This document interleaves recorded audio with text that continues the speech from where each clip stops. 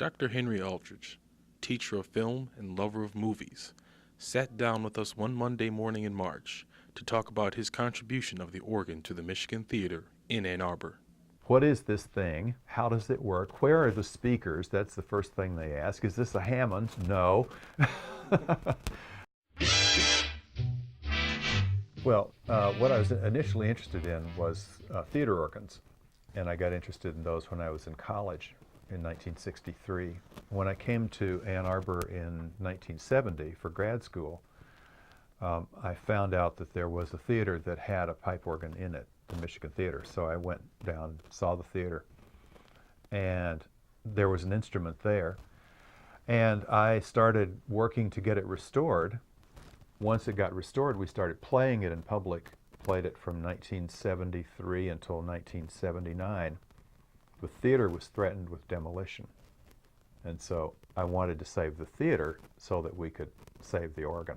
And otherwise the organ would have been taken out and put in a restaurant or put in somebody's house, and we didn't want that to happen. So that led to saving the theater. So that's basically what drew me to the theater, was the instrument. And then subsequently I got interested in the theater. So yeah, they were going to make it, what they were going to do was they were going to gut the interior of the theater and put in kind of a shopping mall. I know. Right behind the theater is what's called Tally Hall, which was initially a shopping mall. Now it's offices.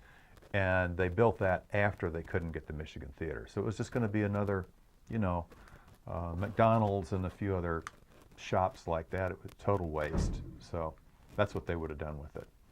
For silent films, of course, the organ or something like it was indispensable. You had to have some music to go along with the film. And so the pipe organ produces this wonderful, rich, colorful sound that brings a really lively music to the film. And if you've ever seen a silent film without the music, you know how really crucial music is. So the pipe organ just makes the whole experience of seeing a silent film much, much more interesting in terms of just the emotional content of the film, the way the story's told, the way you're engaged with the film, all of those things. But in addition to that, having the pipe organ there and played regularly at the Michigan Theater makes a lot of difference in terms of your experience with going to the Michigan Theater. So like if you go down there tonight to see a movie, not a silent movie, but a talking film, you walk into the theater and here's live music from this beautiful instrument being played well for 30 minutes before the movie starts.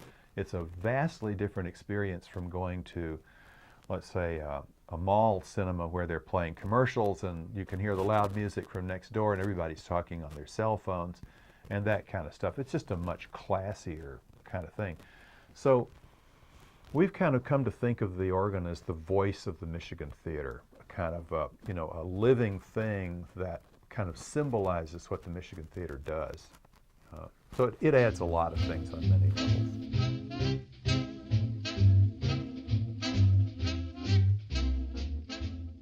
Some people have never heard of a theater organ. Some people have never heard a pipe organ before. And so they're amazed that it's there and that it's being used. And then once that, that kind of aha experience is over with, people, I think, are very much interested in what it is, why it's there, how it got restored, and then some people are actually interested in the music, and they want to know how you learned how to do it. I have people come up to me afterwards and they say, "That was great.